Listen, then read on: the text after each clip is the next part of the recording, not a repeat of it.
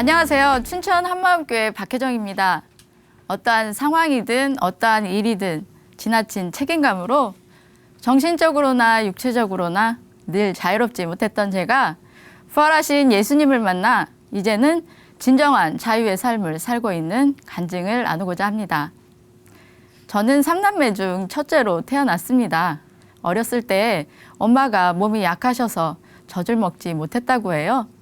분유를 먹여도 먹지 않고 미음을 끓여서 먹여도 먹지 않아 엄마는 저에게 그 당시 부잣집 아이들만 먹을 수 있었던 미제 초콜릿과 비스켓을 갈아 먹여서 살 수 있었을 정도로 부모님의 큰 사랑을 받으며 성장했습니다.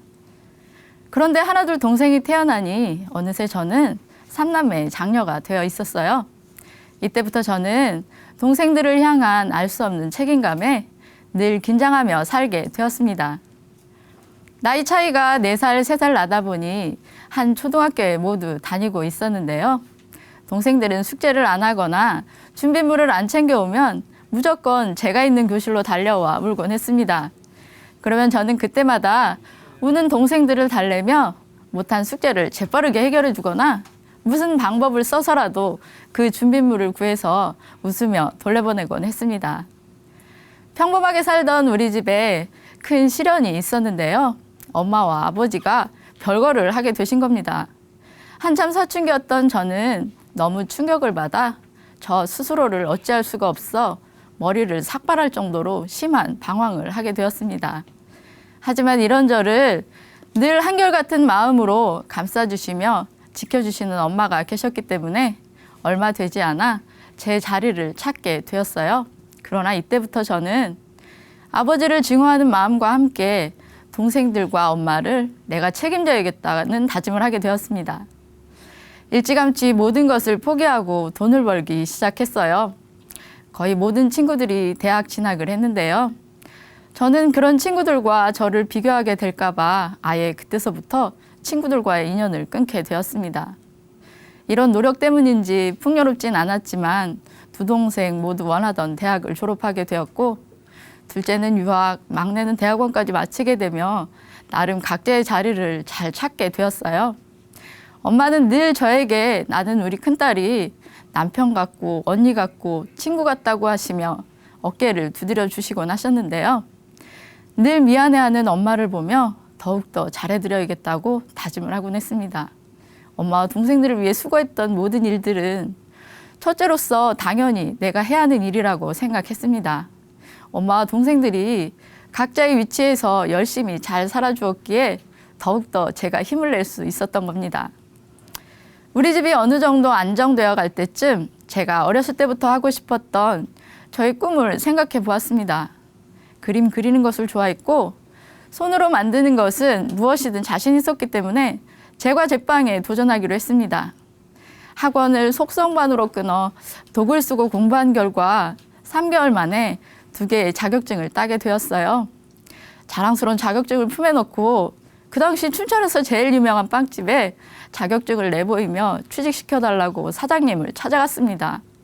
사장님은 웃으시며 자격증 가진 사람은 필요 없다고, 자격증 가진 여자는 더더욱 필요 없다고 하시는 겁니다.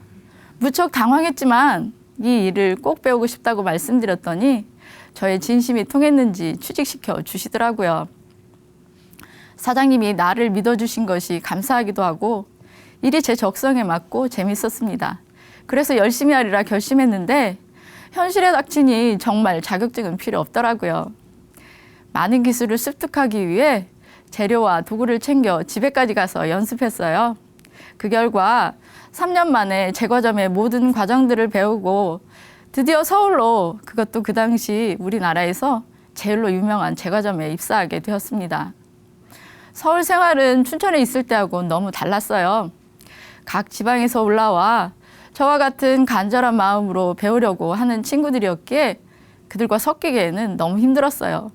그래서 저는 새벽에 제일 먼저 출근해 제가 해야 할 일들을 빨리 끝내놓고 다른 파트의 일들을 돕기 시작했습니다. 처음에는 아이들이 별로 내켜하지 않았지만 모두가 다 힘든 상황이어서 빨리 마음들을 열더라고요. 나이에 밀려 왕 언니가 되었지만 저를 믿고 따라와주는 아이들 때문에 저는 또 무한한 책임감을 가지게 되었어요. 그래서 저는 말 그대로 날아다니면서 일을 했어요. 밥도 안 먹고 일했으니까요. 감자바위 강원도 사람이 이렇게 악발일 줄 몰랐다고 다들 혀를 내둘렀습니다. 어느 날은 일하다가 갑자기 하늘이 노랗고 어지러워 작업대를 잡고 쉬고 있는데 옆에서 일하던 친구가 얼굴이 너무 창백하다며 빨리 병원에 가야겠다고 부장님을 모시고 오는 거예요. 덕분에 병원에서 편안히 누워 영양제를 맞기도 했습니다. 이런 일은 그 후에도 여러 번 있었어요. 요즘 발렌타인데이니 화이트데이니 하는 무슨 데이들이 많잖아요. 이때가 제과점은 피크거든요. 이때마다 저희는 신제품을 출시해야 했기 때문에 일이 끝나도 매일이 공부의 연속이었어요. 저는 알 수 없는 책임감에 더욱 열심히 일했어요. 2년마다 우리나라 전체 제과인들이 모여 축제와 경연을 하는 행사가 있는데요. 제가 저희 제과점 대표로 케이크를 출품하여 입상하였고 특별수당을 비롯하여 승진도 하는 등 많은 혜택도 받게 되었습니다. 이렇게 제가 서울에 온 목표를 달성할 때쯤 몸도 너무 안 좋았고 잦은 두통에 시달려 더 이상 일을 할 수가 없었습니다. 그래서 잠시 쉬다가 출근하라는 사장님의 만류에도 불구하고 8년의 서울 생활을 마무리하고 춘천으로 내려왔습니다. 고향집에 온 후로 엄마의 극진한 보살핌에 건강이 많이 좋아졌어요. 이번에는 맘먹고 쉬어보겠다고 춘천으로 돌아온 건데 얼마 되지 않아 저는 또 취직을 했습니다. 그냥 쉬고 있자니 마음이 너무 불편했어요. 춘천이 고향이라 무난히 자리를 잡겠다 했는데 의외로 자리 잡기가 힘들었어요. 이러는 와중에 한 곳에 취직을 하게 되었는데 저의 기술과 노력을 알아봐 주시는 사장님께 보답해 드려야겠다는 책임감에 저는 또 예전과 같이 몸을 혹사하며 일을 했습니다.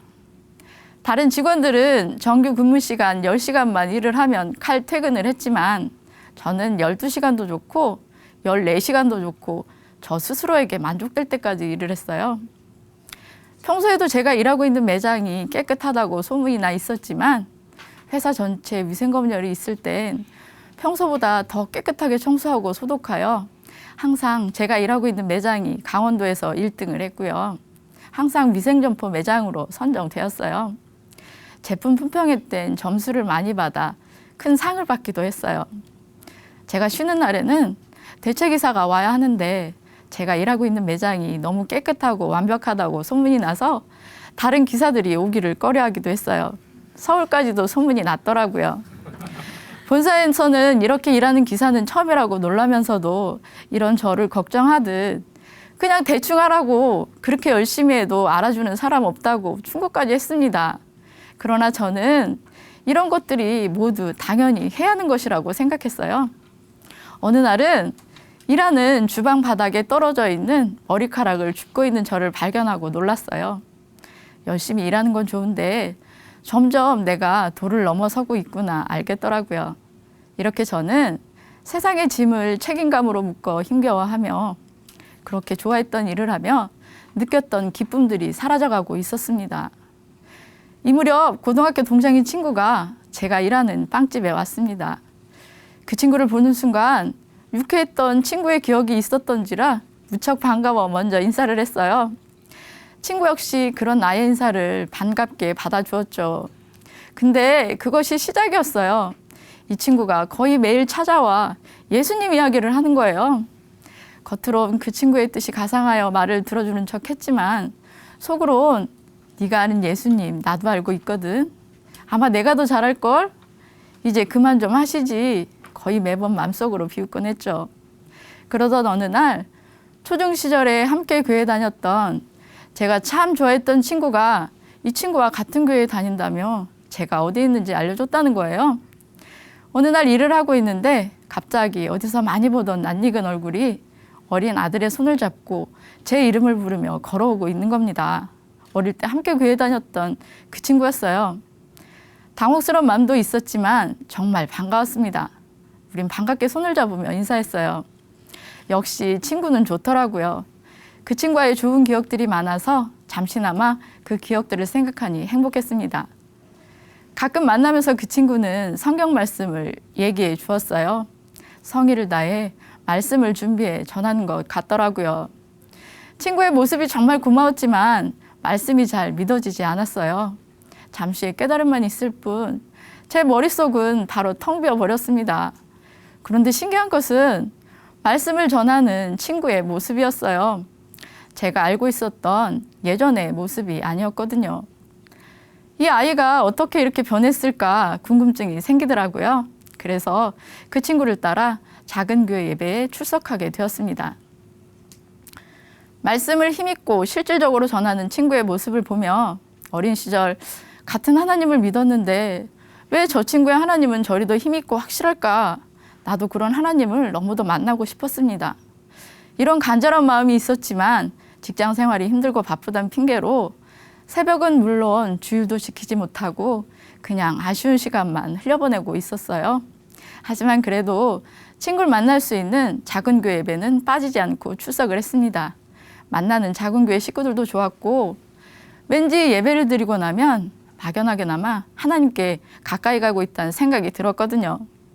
세상에 수고하고 무거운 짐 때문에 오랫동안 하나님을 외면하고 살았지만 힘들 때마다 하나님을 만나고 싶다는 생각이 간절했었으니까요. 그날도 여느 때처럼 작은 교회 예배 시간에 부활에 대해 이야기하고 있었습니다. 그런데 이 부활 사건이 역사책에 기록되어 있다는 거예요. 너무 놀라서 말을 할 수가 없었어요. 수없이 많은 역사 속 인물처럼 예수님도 그분들 중 한 분이셨다는 겁니다.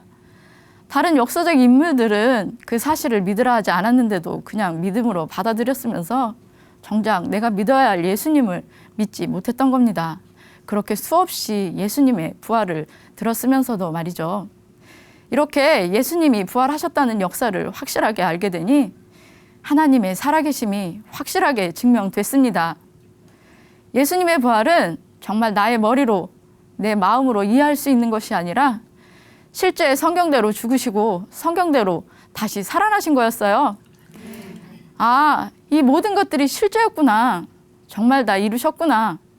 부활하심으로 이분이 하나님임을 가장 확실한 증거로 보여주신 거였습니다. 이 사실로 나의 믿음은 이상적인 것에서 실제적인 것으로, 추상적인 것에서 구체적인 것으로, 보이지 않는 것에서 보이는 것으로 변화받게 되었습니다. 네. 그동안 저는 스스로 왕이라 높이며 살았어요. 가족을 위해 희생한다고, 누구보다 도덕적이고 성실하다고, 모든 것을 잘 할 수 있다고, 이런 사람에게 하나님 없어도 잘 살 수 있다고 했던 것입니다. 이 죄를 담당해 주시려고 예수님이 오셔서 내 주인이 되어 주셨는데도 저는 그런 예수님을 믿지 않았습니다.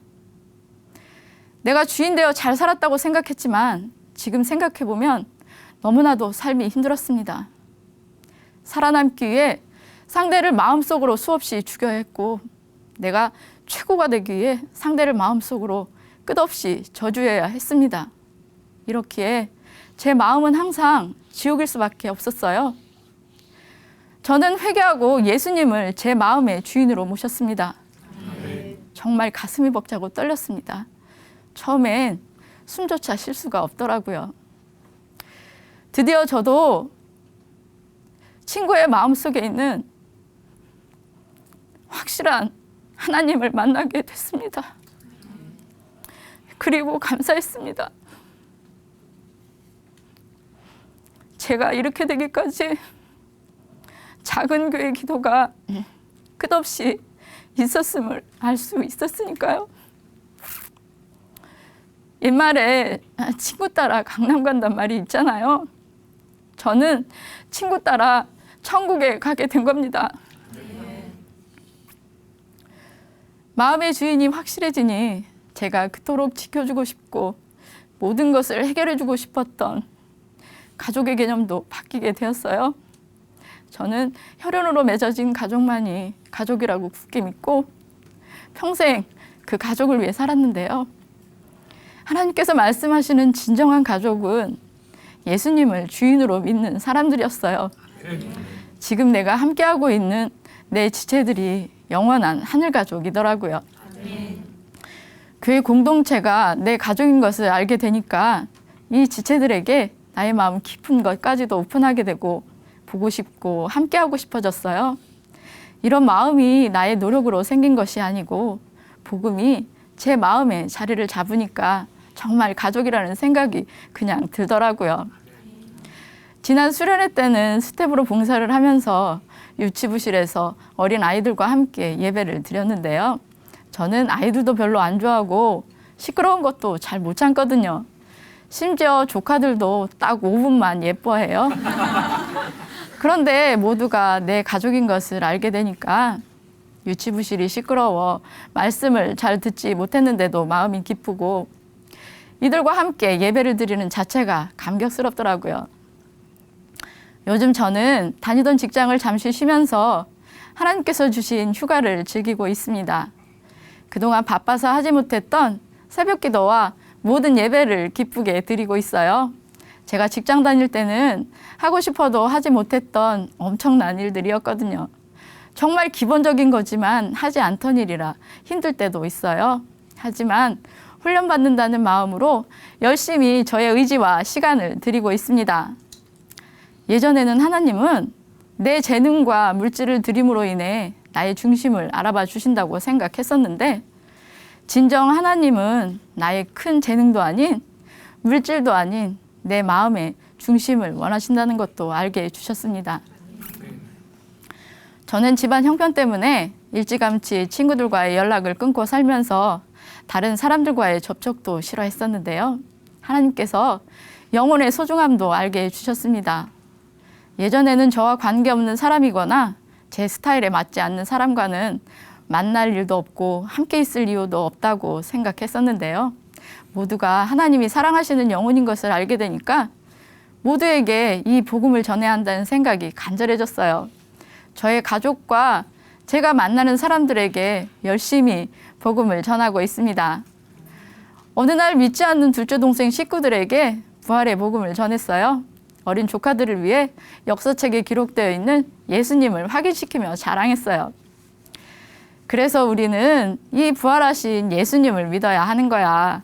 우리의 몸과 똑같은 모습을 하시고 이 땅에 오셨다가 우리 죄를 위하여 죽으시고 다시 살아나셨다 그랬더니 이모 그럼 예수님이 지금도 살아계신 거네요 하던 조카의 말이 지금도 생생합니다. 저는 하나님께서 계획하신 앞으로의 저의 삶이 너무나도 소망됩니다. 제가 주님을 몰랐을 때 가졌던 책임감은 너무나 무겁고 힘들기만 했었어요. 그 결과는 지친 몸과 마음뿐이었습니다. 그런데 이제 저에게는 믿지 않는 자들을 위해 예수님 부활의 복음을 전해야 하는 더 큰 책임감이 생겼습니다. 그런데 놀라운 것은 전혀 힘들거나 두렵지 않다는 겁니다. 왜냐하면 저에게는 힘들 때나 기쁠 때나 나와 함께 동행하시는 주님이 계시고요. 또 저를 위해 기도해주는 교회 공동체가 있기 때문입니다. 저를 사랑하시고 또 제가 사랑하는 주님께서 기뻐하실 것을 생각하면 너무나 힘이 나고 소망이 됩니다. 매일 새벽 하나님 앞에 기도할 때면 하나님께서 제 어깨를 두드려 주시며 나는 네가 참으로 고맙고 든든하다 격려해 주시는 것 같아 너무 감사하고 매일 새 힘이 납니다. 저의 수고하고 무거운 모든 짐을 맡아주시고 기쁘게 살게 해주신 주님께 모든 영광을 돌립니다. 감사합니다.